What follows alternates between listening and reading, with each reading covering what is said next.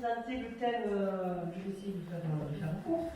On va être un peu plus sur le terrain, avec les institutions, on va être un peu plus dans le vécu et puis dans les conditions de travail des enseignants et aussi du travail des parents d'élèves. Alors, je m'appelle Émilie Fala, je suis enseignante de catalan en collège à Calestagne.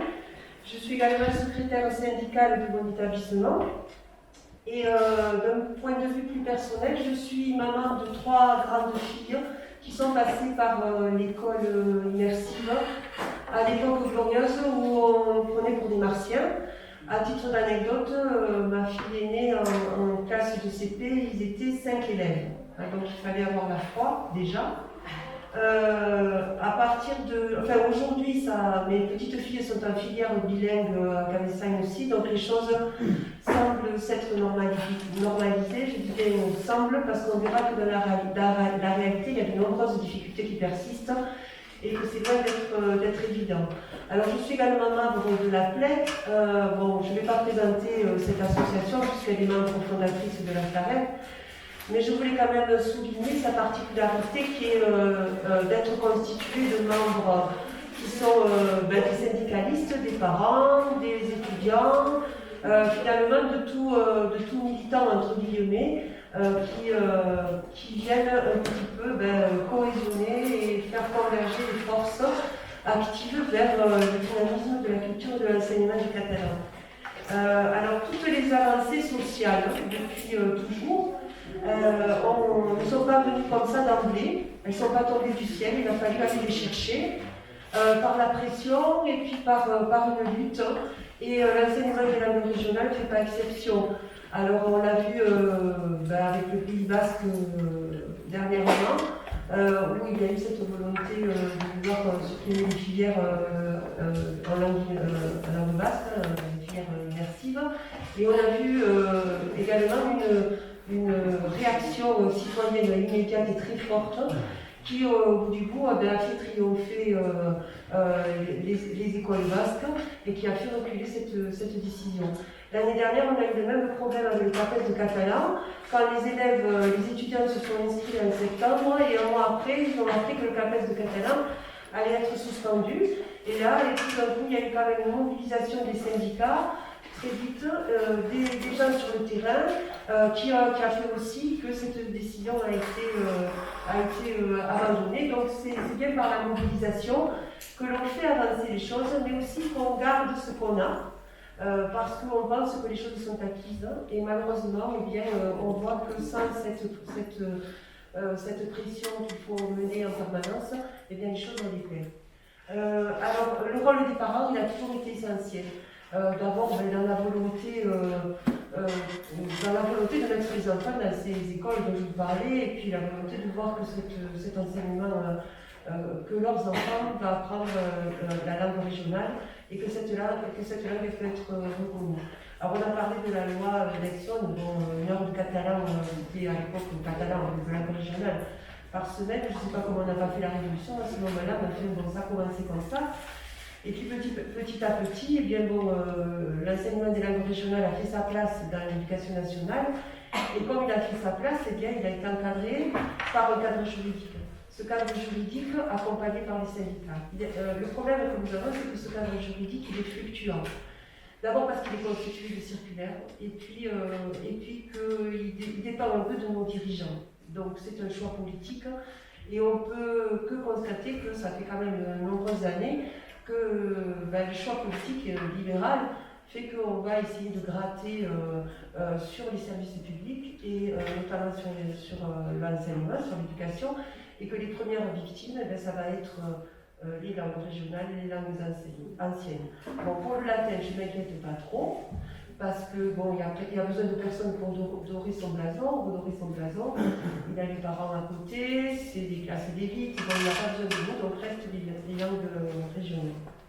Ensuite, il y a eu quand même quelques élus qui ont fait aussi avancer les choses. Je dis quelques, et je dis pour quelques actions, parce que c'est loin d'être l'unanimité, vous y pensez. Alors on reste en face de fragilité, on parlait du verre vide et du verre plein. Pourtant, moi j'aime le bon vin, et puis je vais quand même parler de la moitié vide. Alors de l'extérieur, on pourrait penser évidemment que ça fonctionne. Mais il faut se mettre à la place des enseignants. Enseigner une langue régionale, c'est particulier parce que c'est pas enseigner une autre discipline, c'est pas enseigner de l'anglais. On se heurte à la vision unanimiste de la France, qui est quand même soutenue par l'article 2 de la Constitution, et la langue de la République, c'est le français. Et en même temps, de façon complètement schizophrène, cette même Constitution va nous dire que les langues régionales font partie du patrimoine de la France. Alors, comment ils veulent sauver ce patrimoine, c'est la question, en fait. Le militantisme obligatoire, ça c'est une fragilité aussi. On a parlé d'innovation pédagogique. Moi j'aime les jolis mots. C'est très joli de faire des innovations pédagogiques quand on a les moyens, quand on est poussé par des équipes qui sont en place, ou quand on est poussé par un chef d'établissement. Pour un professeur de langue régionale, les innovations pédagogiques, ça demande énormément d'énergie, énormément d'heures. C'est-à-dire qu'il faut aller voir les primaires, chercher des effectifs. Il faut contrôler les inscriptions, parce que sinon on nous les cache. Il faut faire des projets, plein de projets, essayer de faire des voyages, des projets avec plein de disciplines. En fait, il faut avoir énormément d'énergie. Et cette énergie, elle vient en plus d'une charge de travail qui est en train de s'alourdir ces dernières années. Alors, certains enseignants n'ont pas l'énergie pour le faire, et donc, bon, ça fragilise aussi ces enseignements.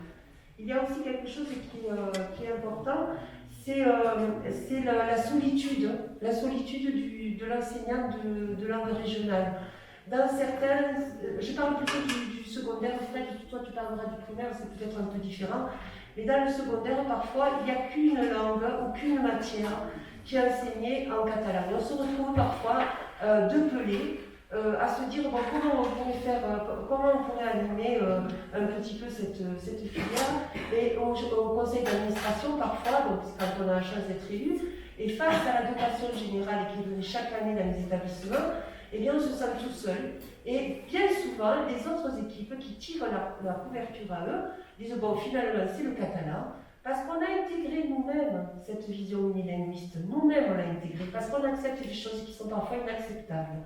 Pourquoi? Parce qu'on entend, on est fonctionnaire donc il ne faut pas trop bouger, et puis on entend surtout, bon, il faut en catalan ou en langue régionale, il faut s'adapter. Donc comme il faut s'adapter à la situation, ça veut dire que tu t'en passes comme on dit en catalan, tu avales la couleur, et tu essayes de faire avec. Alors bien sûr qu'il faut faire avec, et bien sûr qu'il faut avoir l'énergie de faire avec, mais on ne peut pas tout accepter, parce que bon, sinon on est infériorisé, vous comprenez. Alors, les dernières réformes, on va en parler. Donc, il y en a, je ne sais plus où il est notre là, on va parler plutôt de la réforme du collège, et puis Géraldine de la réforme du lycée. Mais quand on met, par exemple, une marge, donc vous avez 26 heures, puis 3 heures de marge, et que ces 3 heures de marge hebdomadaires doivent abonder la chorale, les options, les demi-groupes et l'enseignement des langues régionales, et on se retrouve avec, en plus, le chef d'établissement qui a un rôle accru par les réformes, qui va venir, si vous êtes tout seul dans l'établissement, gratter sur votre enseignement pour abonder dans d'autres. Vous dites, bon, cette année, on laisse passer. Et ça fait qu'au bout du bout, il y a des établissements où il y a 3 heures de catalan, parce que l'équipe en place peut-être a fait son boulot, d'autres 2 heures, d'autres 2 heures et demie, et finalement, il y a une adaptation, voilà, une adaptation des textes. Et s'il y a une force locale, eh bien ça va, si le rapport de force locale, ça va, puisque quand même les chefs d'établissement, quand ils ont en face une équipe de 10 enseignants qui viennent dire bon, c'est pas possible, ils reculent parce qu'il faut qu'ils naviguent avec leur équipe et pas contre leur équipe. Alors, ensuite, on a trouvé aussi, notamment, je crois que c'était à Elne, des chefs d'établissement qui sont complètement réfractaires à cet enseignement. Et ça, il faut le savoir. Et c'est compliqué, il y en a qui le savent, vous en raconteront. Voilà, et des chefs d'établissement qui viennent de partout, sans aucune connaissance du terrain, sans information, sans rien, et qui ne connaissent rien, et qui font un petit peu n'importe quoi, et qui freinent énormément aussi le dynamisme. Ensuite, il y a quelque chose qui est aussi important, c'est le socle commun qui a été organisé par la réforme. Donc ce socle commun, avec des matières qui sont abondées, de façon, dans la dotation générale, de façon normale, et c'est 3 heures de marge. Et donc dans le socle commun, si vous êtes dans le socle commun, vous êtes dans la matière essentielle. Donc ça va. Et comme nous, on est dans les 3 heures de marche, eh bien forcément, on se sent complètement infériorisé et on le vit aussi dans notre... Ça fait partie aussi de la souffrance du travail. J'ai parlé du cadre juridique. Ben oui, le cadre juridique, il n'est pas du tout respecté. Il est là, c'est constitué par que des circulaires. Et donc les circulaires, on leur fait dire ce qu'on veut, en fonction, je vous disais, de nos dirigeants, mais aussi de nos chefs d'établissement et puis du soutien qu'on a de nos équipes. Alors les textes nationaux, ils sont là. Les textes nationaux, s'ils étaient appliqués, déjà il faudrait les faire appliquer. Bon. Alors les syndicats sont là pour les connaître, pour anticiper aussi tout possible détournement, et il y en a. Donc oui, ils disent ça, mais attention, s'ils font ça, ça voudra dire ça. Et donc on est dans cette démarche un petit peu voilà, systématique de se dire attention, ils nous donnent ça, mais qu'est-ce qu'ils veulent nous prendre? Voilà. Donc ça c'est important, le rôle du syndicat est très important. Et ce qui est important aussi, c'est le rôle des parents dans le quotidien, c'est-à-dire ce lien. Et donc vous avez très bien compris depuis le début, cet isolement, quand on fait un rapport de force, il faut qu'on soit ensemble. Donc les parents d'élèves doivent être là, les syndicats doivent être là, et puis les autres enseignants, pas forcément les enseignants du catalan, que tous les enseignants soient là. Alors c'est un peu les thèmes qu'on va aborder de façon un peu plus profonde dans cette discussion, et peut-être commencer, je ne sais pas, on commence peut-être par les parents d'élèves. Pascal, comment tu te sens? Oui, alors là, on a deux représentants d'associations de parents. L'une, c'est la FCPE. Peut-être que tu peux te présenter en tant que délégué académique évident aussi. Et peut-être après toi, Stéphane, tu te présentes par rapport à ton association. Il y a un petit peu de différentes actions. Moi, comme c'est marqué, c'est Pascal Farine, mais je ne suis pas président de la FCPE. On m'a donné que le vice. Moi, je suis vice-président. Et je suis aussi délégué à la commission académique des langues régionales. Et vite fait un aparté sur cette commission académique des langues régionales. Normalement, elle doit se tenir au moins 2 fois par an. Il faut savoir qu'en 2019, elle ne s'est jamais réunie, et en 2020, bon, il y a eu le Covid, elle s'est réunie une fois. Donc, pour dire l'intérêt que porte le rectorat aux langues régionales. En tant que parent d'élèves de la FCPE, nous on a l'avantage par rapport à toi d'être une force fédérale. Et lorsqu'on parle aussi bien au DAZEN qu'à la rectrice, puisque c'est une rectrice maintenant, on est bien écouté. Mais malheureusement, bon, on n'est pas souvent entendu.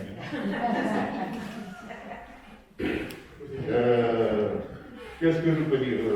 Les parents d'élèves, donc on est un peu transversaux par rapport au problème dont tu as parlé. D'abord par rapport au premier degré. Par rapport au premier degré, on se rend compte, bon, on se connaît bien avec Monique, puisqu'on sort du... Enfin, elle y est toujours au collège à Péristan, au collège qui a changé de nom, qui s'appelait Pablo Casals, et qu'on a fait changer de nom en Pau Casals, parce que c'était important. Et donc, sur le vivier de Cabestany, je ne parlerai que de ça, parce que ça me paraît exemplaire. Il y a plusieurs groupes scolaires, mais dans chaque groupe scolaire, il y a au moins une classe bilingue. Donc, ce qui fait que lorsqu'ils arrivent au collège, déjà la filière bilingue est bien suivie. Mais le collège, le bassin de recrutement, le bassin de rattachement des écoles n'est pas que Cabestany, il y a Saleil par exemple. Et à Saleil, problème, on n'a pas une seule classe bilingue. Donc, il nous paraît important en tant que parents d'avoir dans tous les bassins d'écoles rattachés au collège, d'avoir au moins une école bilingue par groupe scolaire de communes. Ensuite, le problème essentiel qui se pose au secondaire, et Monique n'en a pas parlé, mais elle en a été victime l'an dernier, je suppose les années précédentes, c'est que les langues régionales sont un peu comment j'appellerais ça, une variable d'ajustement. Il manque des heures, on les prend sur une langue régionale. Alors, on en arrive, l'année dernière, c'était 2 heures, c'était 2 heures et demie. Bon. Et au niveau du lycée, bon, la collègue en parlera tout à l'heure, il y a une perte d'attrait pour les langues régionales qui est due à la réforme. La réforme, parce que maintenant, les élèves qui prennent l'option catalan, donc ici, nous sommes à Perpignan, ça ne représente rien par rapport au coefficient du nouveau baccalauréat. Bon, c'est tout pour le moment. Parce que vous verrez, je suis bavard. Juste pour rectifier, sur les 3 écoles à Cabestany, il n'y en a qu'une qui nous amène, c'est justement le problème du vivier, c'est pour ça qu'on est fragilisé aussi.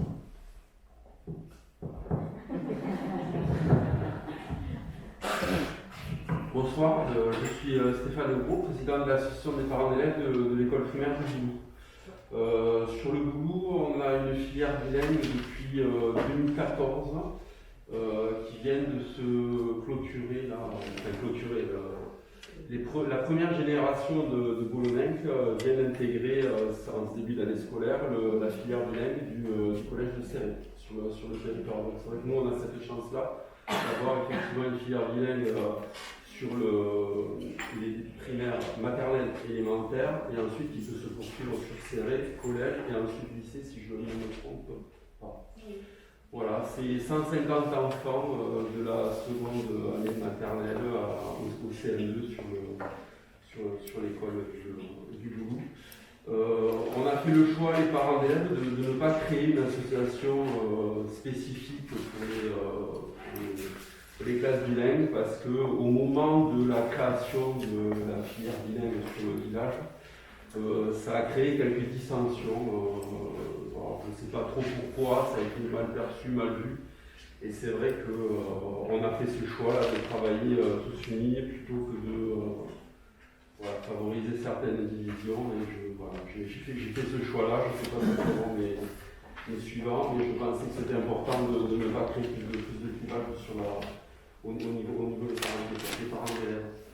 Nous, les parents d'élèves, face à la filière bilingue, c'est avant tout un accompagnement au projet, je vais dire, des enseignants. Quand on sait qu'on est beaucoup auprès d'eux pour un petit peu voir ce qu'eux projettent de faire pour l'année, les besoins qu'il va y avoir en termes financiers, se rapprocher des élus pour effectivement, si jamais il manque un petit peu d'argent, que la caisse de la coopérative scolaire ne peut pas combler, effectivement il y aura tout ce travail-là. Et nous, par la suite, on a pu organiser certaines animations pour récolter des fonds, comme des repas 100% catalans par exemple, qu'on a organisé il y a 2 ans. Et sur le Boulou, on a la chance d'avoir un institut associatif très dynamique au niveau de la catalanité. On a l'école de catalan del Boulou qui propose également aux parents de la filière bilingue des cours spécifiques une fois par semaine pour pouvoir suivre l'enseignement de leurs enfants, la progression de l'enseignement. Et on a également le comité de la Saint-Jordi qui chaque année fait beaucoup d'animations, et les enfants participent à ces animations-là au niveau de la Saint-Jordi, de la soirée Saint-Jordi organisée sur l'après-midi. Voilà, moi ma plus grande difficulté dans l'accompagnement de la filière bilingue, je vais dire ça va être le moment du mois de septembre où se pose la dotation en enseignants bilingues. Voilà. Alors là cette année j'ai la chance de ne pas avoir dû faire de courrier à l'inspectrice de circonscription parce que dès le mois de... ça se travaille, hein, parce que dès le mois de juin on commence déjà à se poser la question de alors comment ça va être, vous allez pouvoir être suffisamment doté, vous allez avoir suffisamment d'enseignants. Et la chance cette année, voilà, tous les postes sont comblés. Donc, on entrevoit une année relativement tranquille. Autre souci, quand il se pose la question d'un remplacement de l'enseignant bilingue, là aussi c'est compliqué parce que généralement il n'y a pas assez d'enseignants bilingues sur le département, donc on propose des aménagements. Là, on s'aperçoit que si on ne fait pas un petit peu de pression au niveau de l'institution, une circonscription d'entrée, puis après du gazette, c'est compliqué, on ne propose pas d'enseignants bilingues en remplacement. Et ça pose problème ensuite, si jamais il n'y a pas d'enseignants bilingues en remplacement, ça pose un problème parce que fatalement, les enseignants qui restent doivent s'adapter, doivent combler les 12 heures manquantes d'enseignement dans la langue. Effectivement, c'est compliqué parce que les enseignants se retrouvent un peu seuls. On a eu le cas pratiquement pendant 2 ans où ça a été très compliqué. Là, cette année, ça s'est arrangé. Et l'an dernier, les courriers qu'on a menés, les pétitions qu'on a transmises ont permis à ce que l'inspectrice nous dote d'un remplaçant bilingue sur la commune. Ça a été plutôt positif. Voilà. Après, au niveau collectivité, voilà, on a eu le soutien sur l'ancien mandat de l'équipe en place qui a soutenu la création de la filière bilingue, où on abordait ça, je ne sais plus tout à l'heure, où effectivement, là ça a été le rôle des parents de faire passer, d'être présents devant l'école primaire, en faisant passer un petit papier en disant est-ce que vous seriez d'accord pour qu'il y ait une création de filière bilingue sur le village. Et là c'est vrai que ça a permis d'avoir un nombre suffisant de parents qui projetaient d'inscrire leur enfant dans la filière bilingue. Et ensuite la filière bilingue a pu être portée à mon avis par déjà la municipalité, ensuite par peut-être l'inspection d'académie et le DAZEN. Et voilà, la filière s'est créée. Et nous, sur le village, on a une filière assez dynamique avec des jeunes enseignants qui ont beaucoup de projets qu'il faut accompagner. Voilà. Pas vous, peut-être en tant que d'élève. Oui, bon après, moi c'est un peu, j'ai un peu les 3 casquettes là, donc en tant que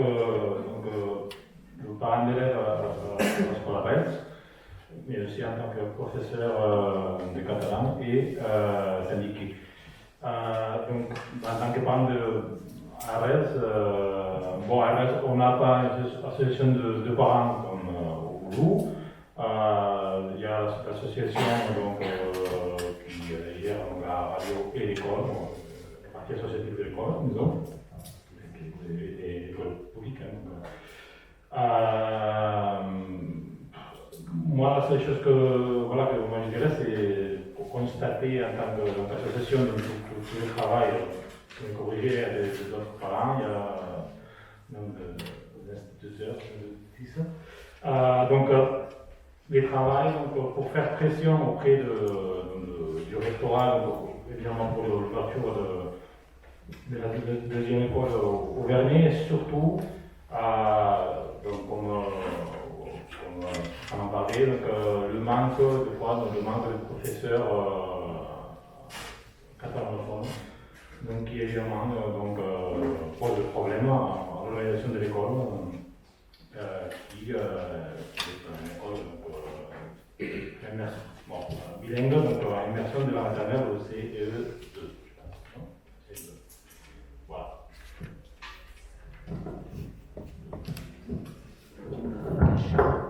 Je vais commencer là sur un peu la situation dans le primaire et puis un petit peu une présentation de ce que tu as pu constater dans ton établissement ou présenter. il y a quelque chose qu'on retrouve déjà avec ces premières interventions, c'est le fait qu'on est souvent multicasquette, puisque on est extrêmement souvent enseignant. J'ai été pendant 20 ans enseignant, maître bilingue en primaire. Pour ceux qui sont ici, on peut être syndicaliste, mais on est aussi parents d'élèves, souvent élus parents d'élèves, parfois élus sur des listes de parents d'élèves sans nom ou FCPE.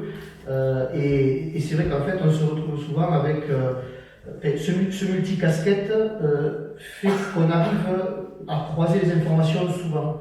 C'est-à-dire que personnellement, tu voulais que je parle personnellement, par exemple, je suis élu au conseil d'administration du collège de mes filles, qui sont toutes les deux en filière bilingue, et c'est vrai qu'en tant que parent d'élèves, j'ai plus d'informations que d'autres parents d'élèves, parce que je suis syndicaliste, que je représente la FSU au niveau du CALR à Montpellier, donc j'ai des informations au CALR, des moyens qui sont, j'allais dire donnés, qui sont très peu donnés, et surtout comme elles sont maltraitées par l'administration au niveau de Montpellier.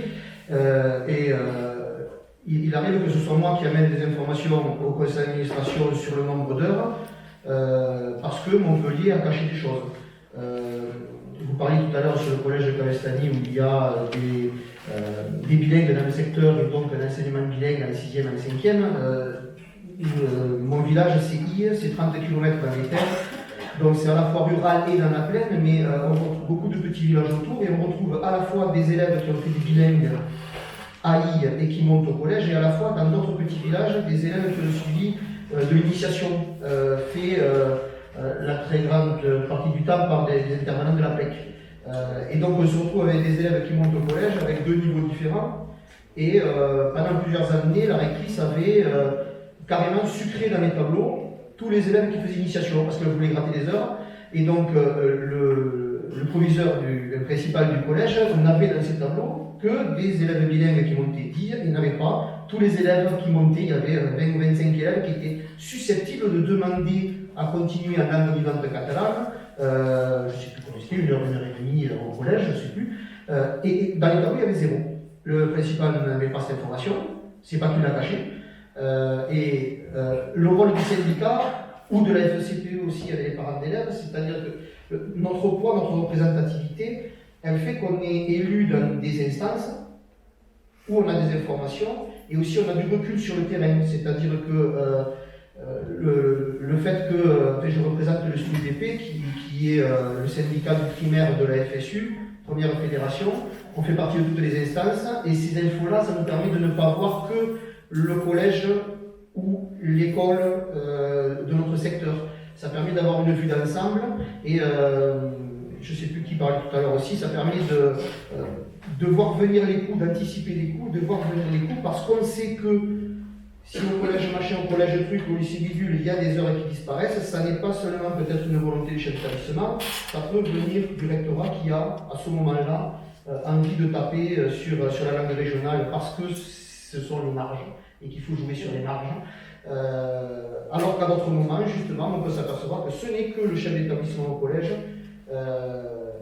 qui est en train de gratter quelque chose parce qu'on ne retrouve pas ce genre de comportement sur les collèges voisins. Et dont le rôle du syndicat, il est aussi là-dedans, c'est-à-dire prendre du recul, essayer de voir tout ce qui peut venir aux différents niveaux de notre administration. Et on sait très bien que notre administration, c'est un peu une feuille, c'est un peu mammouth. Donc c'est pas simple d'organiser tout ça. Peut-être que je passe la parole au copain du second degré. Oui.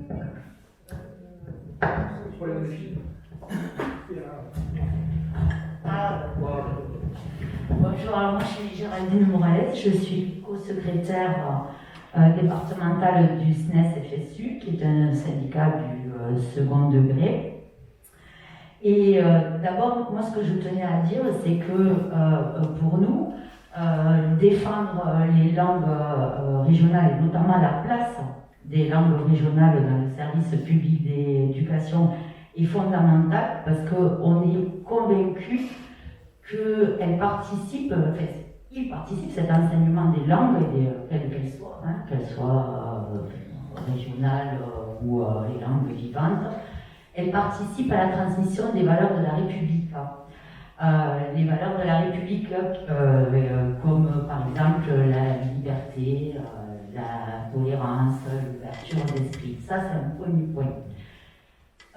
Ensuite, en tant que syndicat et notre rôle, bon, ça a été dit, on a le rôle de défendre, bien évidemment, les collègues. C'est le rôle du syndicat, hein, les droits des collègues, mais également de porter des mandats, ce qu'on appelle des mandats. Et nous, au SNES,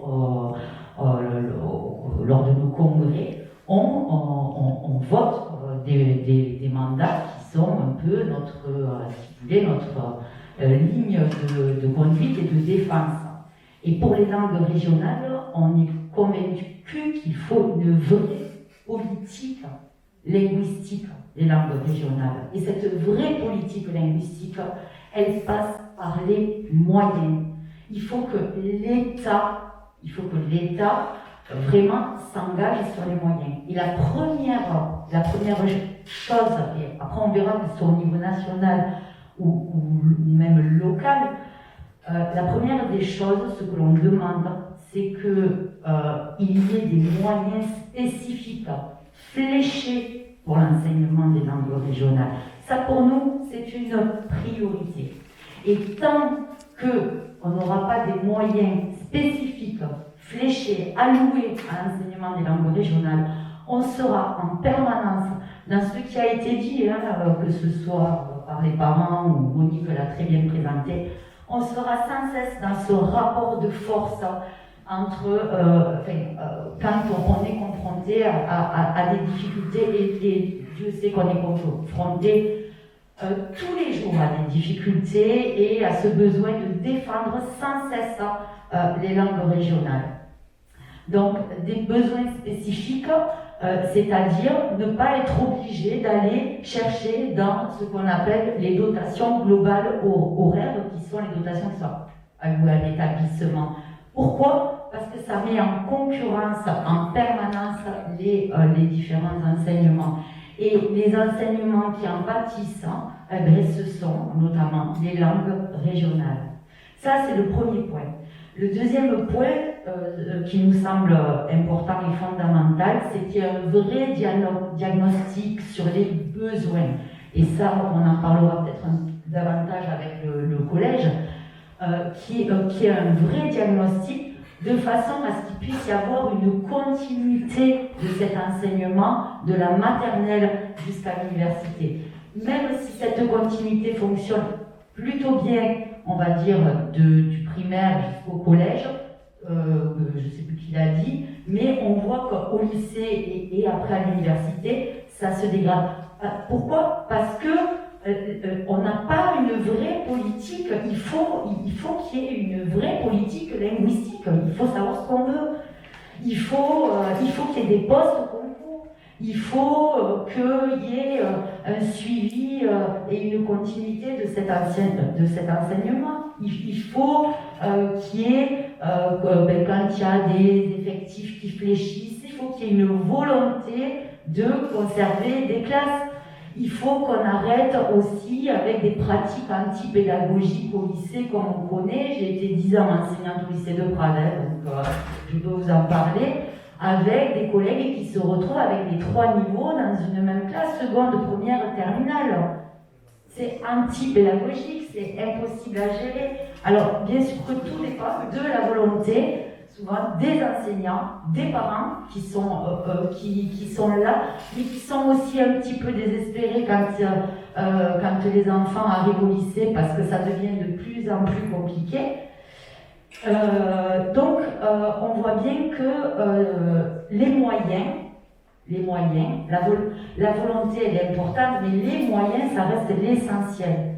Et malheureusement, cette réforme du lycée, ça a déjà été le cas avec la réforme du collège, cette réforme du lycée, on voit, qui est une réforme déjà à la base comptable, c'est juste une façon de faire des économies sur l'éducation, mais qui en pâtit? Toujours les mêmes enseignements, des enseignements qui sont mis en concurrence, et les langues régionales en font partie. Et sur les langues, il y a aussi, enfin, il n'y a pas que sur les langues d'ailleurs, mais on est toujours dans cette idée de l'utilitaire. Qu'est-ce qui est utile? Et on voit la perte de, pas vraiment d'intérêt, hein, parce qu'il y a une demande de la part des familles et des élèves, mais voilà, est-ce que l'enseignement des langues régionales va me servir à quelque chose? C'est pas ça le rôle de l'école et de l'enseignement. C'est pas quoi, enfin, ce n'est pas que ça peut être ça, mais ce n'est pas que ça. C'est pour ça que j'insistais sur la vision aussi que l'on porte au SNES sur les langues régionales et sur l'importance de cette ouverture d'esprit diversité, qui est la première mission de l'école, hein, je le rappelle.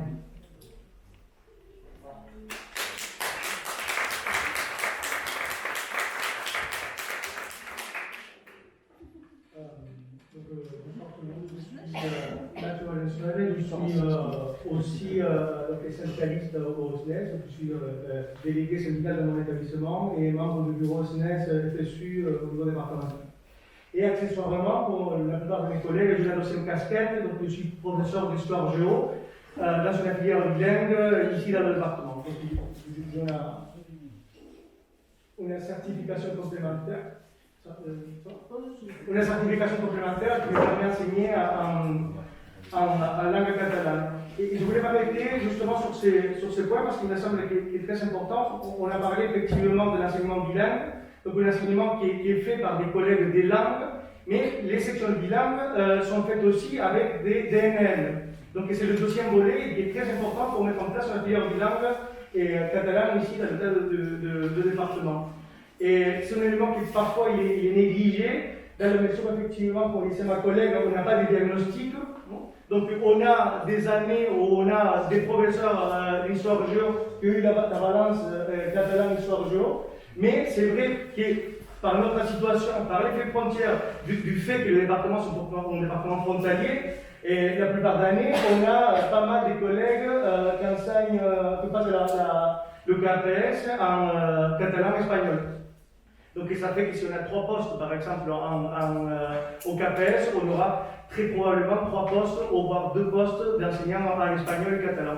Donc ça produit le fait qu'on a un surplus d'enseignants en langue et on manque en enseignants en DNL. Alors, et justement, comme on n'a pas cette planification, ça fait qu'on ne peut pas mettre en place des filières bilingues dans les établissements où on pourrait. C'est les collègues, encore une fois, qui souffrent des difficultés parce qu'ils se retrouvent à enseigner la deuxième balance, donc l'espagnol, et ne pas le catalan, qui c'était le concours qui sont préparés et qui sont passés. Je pense qu'on a des collègues à table, sur la table qui pourront nous évoquer avec plus de détails ces problèmes. Oui, ensuite il y a un deuxième élément que je voulais évoquer aussi, c'est que, comme le disait Géraldine, nous avons un mandat, donc un mandat national, et ce mandat, il nous dit qu'il faudrait sortir de cette approche patrimoniale des langues régionales. Nous n'enseignons pas les langues régionales parce que ça fait joli, parce que ça fait partie de la culture, même si ça fait partie de la culture et c'est joli.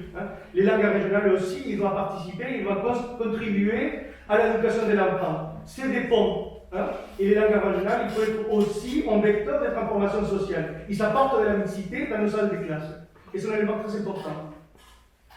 Voilà, merci.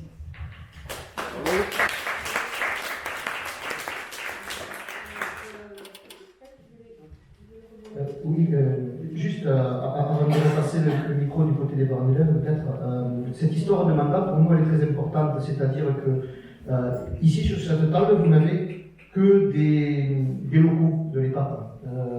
Ça peut être très intéressant comme vision, mais en fait, il ne faut pas oublier que nous, par exemple, en tant que représentants syndicaux, nous avons, quand on a un congrès du syndicat, nous avons des mandats qui sont votés.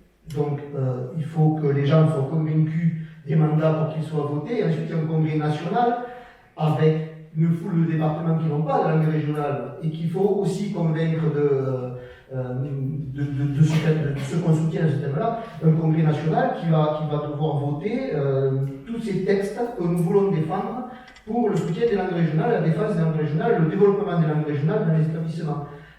Il s'agit du SNUPP pour le premier degré, du SNES pour le second degré, de la FSU qui est la fédération qui englobe tout ça.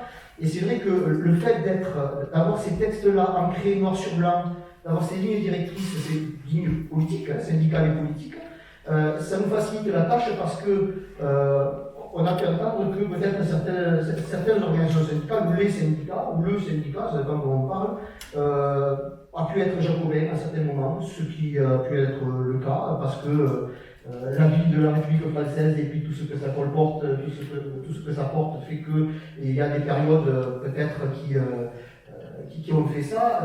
Nous actuellement, dans toutes nos organisations de la FSU, on a ces textes-là, et donc si on se retrouve avec des copains nationaux d'autres régions qui ne connaissent pas du tout les dossiers, on sait qu'on sera entendu parce que ça a été voté, parce que ça a été porté, et parce que c'est quelque chose qu'on a collectivement. Je tenais à le dire parce que là, dans la salle, il y a des gens d'autres régions qui sont syndicalistes aussi, qui sont d'autres régions, où il peut y avoir des représentants des entités nationales de la FSU, du SNES, du SNUVP, et donc ils savent très bien que si des questions comme ça sont apportées au niveau national au ministère, ceux qui vont au ministère ou ceux qui vont pour nous au rectorat ou à Perpignan sont des gens qui portent la même parole. Il ne s'agit pas du militant qui est libre ce jour-là, ou du militant qui est le seul qui s'occupe de ce thème-là et qui va parler pour lui et pour son établissement. Il s'agit bien de porter ça pour tout le monde et partout en France, même s'il y a des spécificités d'une région à l'autre. Évidemment, certainement que les copains du syndicat qui sont en Bretagne ou qui sont ici ou qui sont en Alsace devront s'adapter à leur situation locale, mais il y a quand même une énorme base commune, voilà ce que je veux dire. Et je ne peux pas parler pour les autres syndicats parce que je ne connais pas leur fonctionnement interne, les mandats qu'ils ont, et donc je ne m'engage pas. Après, c'était compliqué de faire venir des syndicats nationaux, dans le sens où le protocole, déjà on est beaucoup là, mais c'était un peu compliqué. Mais c'est vrai que aussi la force, elle est locale. Est-ce que je peux poser une question? Peut-être tout à l'heure, on finit peut-être une question de Donc,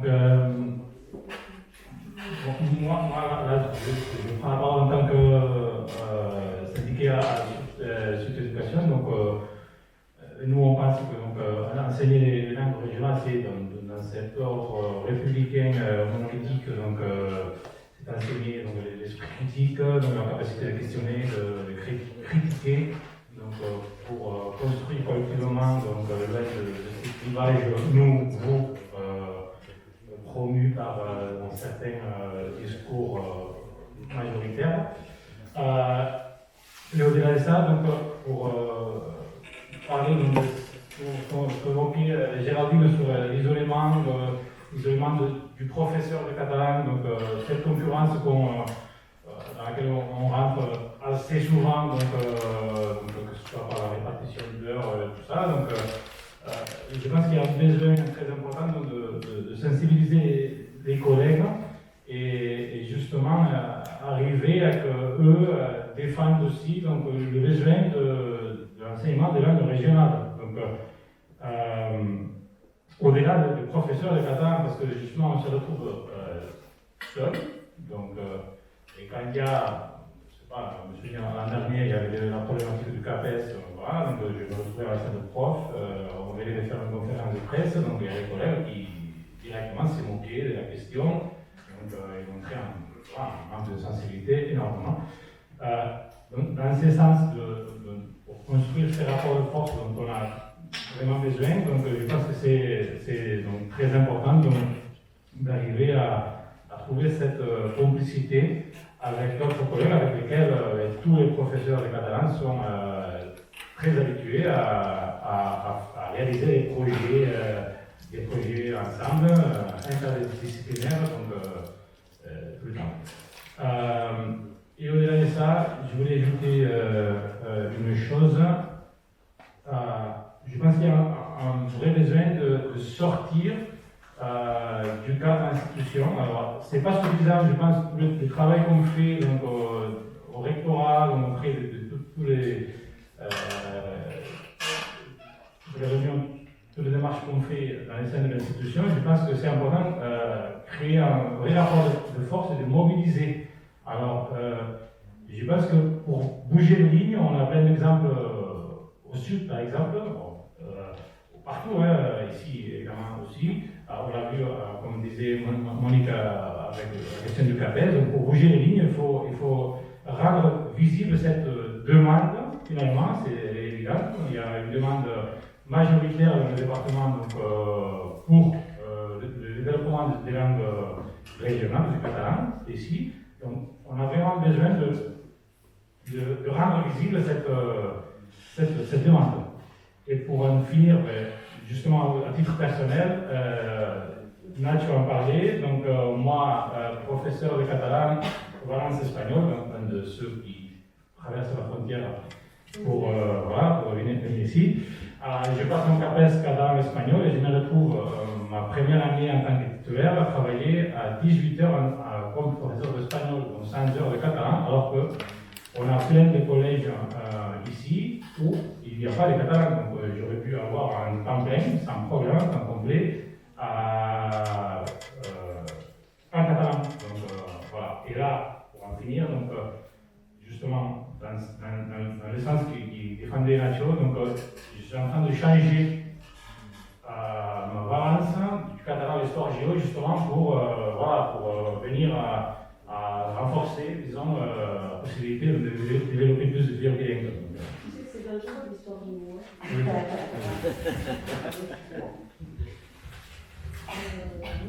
Oui, je voulais prendre rapidement la parole pour rebondir sur ce que disait Fred.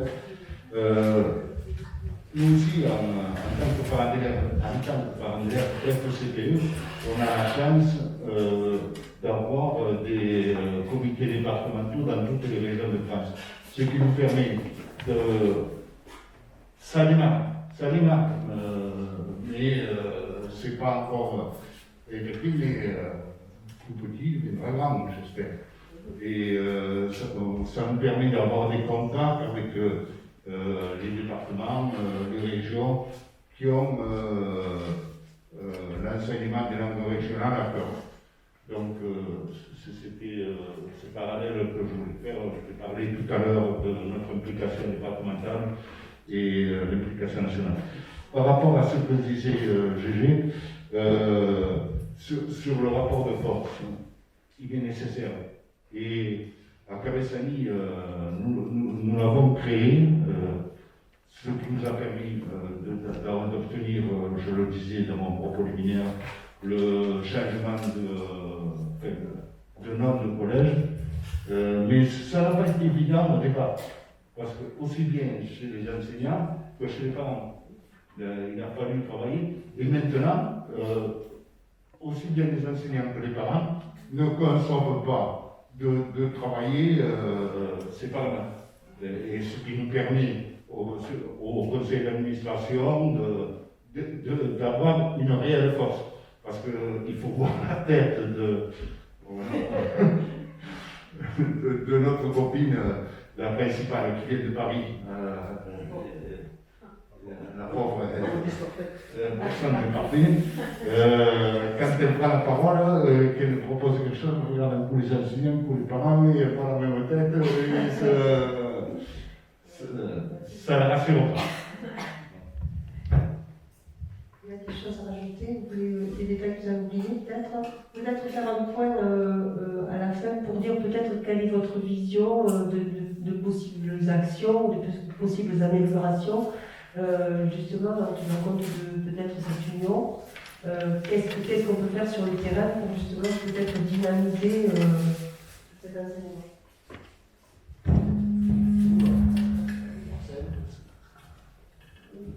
Moi, je crois que le premier, il y a déjà des actions, il y a déjà, et bon, tu l'as dit, ça fonctionne très bien. L'année dernière, quand il y a eu la suppression des postes au CAPES, je pense qu'on a que ce soit les collectifs, les associations, les syndicats, on a été très réactifs et on a été non seulement écoutés mais entendus. Donc je pense qu'on peut être efficace et des actions, il y en a. Moi, il me semble que la première... il y a deux combats menés. Il y a un combat au niveau national, parce que de toute façon, par exemple, tout à l'heure je parlais des moyens. Les moyens, ça ne peut pas venir du local, il faut que ça vienne du niveau national. Il faut qu'il y ait une vraie politique nationale linguistique pour les langues régionales. Ça, c'est la première des choses.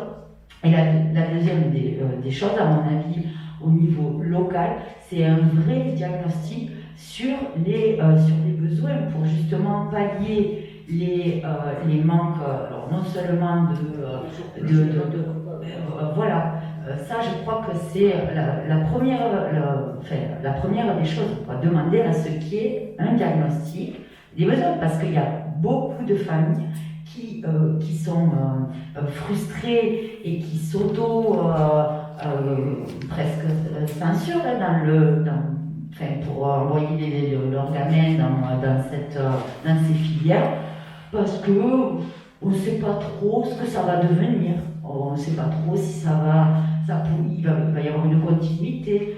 Hein, combien de classes se retrouvent pendant des mois et des mois sans prof de catalan, histoire géo, parce qu'il n'y a plus un seul remplaçant. Par contre, on a 10 collègues qui ont la valence espagnole. Il y a un problème au niveau de ce diagnostic-là. Donc, ça, je pense qu'au niveau local, c'est pas bien compliqué à faire, mais en tout cas, c'est nécessaire. Après, je voulais juste revenir aussi sur la mixité. Tout à l'heure, on parlait de mixité. Et pour revenir aussi à cette vision que l'on porte sur l'importance de cet apprentissage des langues régionales sur l'ouverture aux autres, l'ouverture au monde, cette richesse. Quand on voit dans les quartiers, notamment les REP de Perpignan, les collèges, quand on voit que des gamins issus de communautés issues de l'immigration qui apprennent le catalan et pour qui cet enseignement devient un vecteur de réussite et d'ambition, mais il n'y a pas à hésiter une seule seconde. L'enseignement des langues régionales, c'est vraiment un vecteur de richesse et d'ouverture. Et ça, je crois qu'il faut, c'est vraiment cet argument-là, je pense que tout le monde peut l'entendre, parce que peu importe. Hein, je pense que c'est vraiment un argument qu'il faut porter et qu'il ne faut pas hésiter à mettre en avant.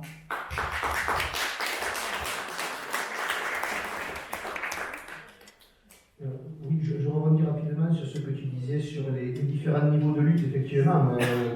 Quand vous prenez au niveau du lycée cette réforme qui vous massacre complètement l'organisation antérieure et qui restreint l'accès aux langues régionales, c'est évidemment pas au niveau du département qu'on va changer ça, c'est évidemment au niveau national, avec des interventions nationales. Et on sait très bien par contre que ce soit certains recteurs, PRIS, ou certains DAZEN, ou certains inspecteurs localement qui, de leur propre chef, appliquent plus ou moins vaillamment ou s'opposent franchement à des montages pédagogiques, etc. Il y a besoin de lutter localement. Je ne parlerai pas d'une ancienne rectrice que les copains alsaciens nous ont envoyé, qu'on a renvoyé en Bretagne et que les Bretons ont su. Merci. On n'a pas réussi, on a été patient, on n'a pas réussi. Mais donc, on sait très bien, nous, en tant que syndicalistes, on sait très bien que un élément dans notre administration, à un degré quel qu'il soit entre le ministère et l'inspecteur de circonscription, peut vous flinguer complètement une politique bienveillante parfois de notre administration et ça bloque absolument tout pour une personne parce qu'on a une organisation hiérarchique pyramidale et c'est extrêmement problématique. Et donc, on sait très bien que sans les parents d'élèves, le syndicat ne suffit pas. Sans les élus locaux, on ne peut pas y arriver parce que les parents d'élèves et les élus locaux ont un pouvoir de volante et de liberté de ton que n'ont pas même les syndicalistes qui ont une liberté de ton par rapport aux enseignants de base, mais quand même en tant que fonctionnaire, je le vois en salaire, si j'ai envie d'écouter sur la rectrice parce qu'elle dit une énormité qu'elle assume, je ne peux pas me le permettre dans le ton que je pourrais avoir devant vous. Par contre, un parent d'élève ou un représentant de la région peut se permettre de lui passer un savon, ça passera beaucoup mieux. Donc il y a effectivement cette union à faire entre parents d'élèves, élus locaux, syndicalistes et enseignants de base parce que on a tous des leviers différents.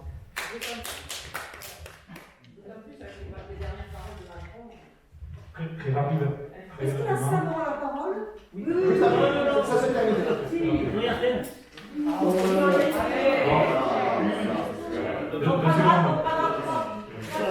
Deux secondes. Ouais, c'est lui qui nous a mis. Ah, bon, je pense que le diagnostic là, je pense que c'est. Il y a un minute. 6 minutes. Donc, on arrive.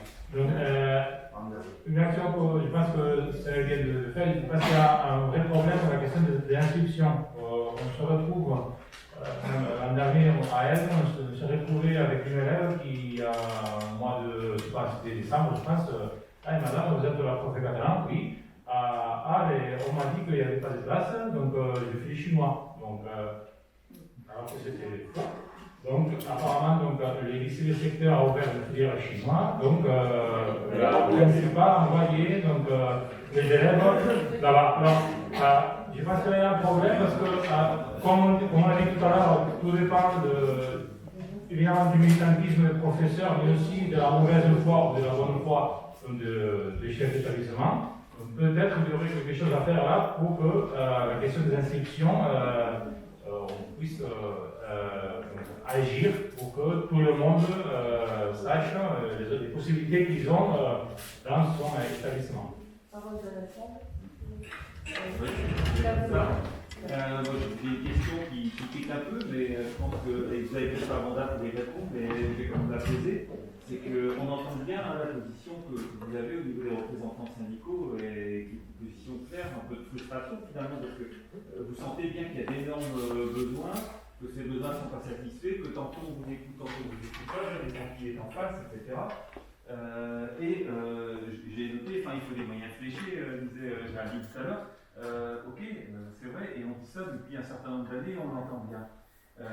Quand on voit ce qui se passe au niveau du ministère aujourd'hui, on est juste en train de dézinguer tout ce qui se passe sur ce qu'ils considèrent être comme les danseuses de l'éducation nationale, c'est-à-dire des matières qui ne sont pas vraiment hyper socles. On se dit peut-être que, alors vous avez un gros avantage, c'est que vous êtes partout sur le territoire. Les syndicats sont vraiment territoriaux, sur l'ensemble du territoire. Alors, est-ce qu'il n'y aurait pas une action à mener vers nos parlementaires, parce que bon sang, ils servent à quelque chose, et vous pourriez très bien faire une motion nationale qui serait transmise à l'ensemble des parlementaires du territoire français en demandant de donner un socle législatif à l'enseignement de nos langues, parce que c'est ce qui manque en fait. On n'a pas de loi qui traite de ces sujets-là, donc on ne peut pas contraindre l'éducation nationale. Et c'est toujours au bon vouloir des personnes qu'on a en face de nous, des recteurs, des rectrices, du ministre, voire d'un ASEN, etc. C'est juste abominable que les enseignants se prennent en pleine tête en plus. Et donc, forcément, les familles, les parents, etc. Voilà, donc est-ce que ça, c'est tout à fait d'accord, je pense que c'est fait depuis 20 ans, quasiment chaque année, mais c'est un truc qui est commun, qui n'est pas syndical, qui est syndical, associatif. La plupart des associations qui sont représentées ici se réunissent souvent pour interpeller leurs sénateurs, leurs députés. Certains députés se chargent souvent de ces questions-là, se font rembarrer ou pas. Et donc, comment te dire, l'union justement d'avoir plusieurs signataires à tous les niveaux, entre associations de parents d'élèves, syndicats et associations de défense des langues régionales, fait que ça a plus de portée pour un député que seulement une action d'un syndicat ou d'une fédération, justement. Donc, je pense que c'est fait, d'autres dans la salle seraient plus à même de faire l'historique de ça. Mais c'est pas commun. En fait, je connais des députés, ils ne sont jamais saisis de cette question par les syndicats. Si, par exemple, au niveau national, il y a des motions qui sont justement, qui sont portés par rapport au mandat que nous avons et qui sont présentés. Mais après, c'est toujours pareil, c'est comme... Sur les adresses catalans, les députés... Oui, sont intervenus localement, oui, par exemple. Et le manifeste pour une langue a été signé par pratiquement toutes les sections SNES et FSU de France. Je suis députée nationale, mais je suis là donc pour écouter, puisque bon, le choix a été fait de parler des locaux qui parlent très bien, exactement comme on parle national. Mais j'avais envie de dire quelque chose. Moi, je m'occupe maintenant de la formation syndicale à la FSU. Et l'an dernier, on a fait un stage, donc on fait des stages, donc 2 formations syndicales sur la question de la régionale. Et moi, ce qui m'a le plus marqué l'an dernier, il y avait des intervenants, etc., mais c'était le besoin immense de communiquer entre nous.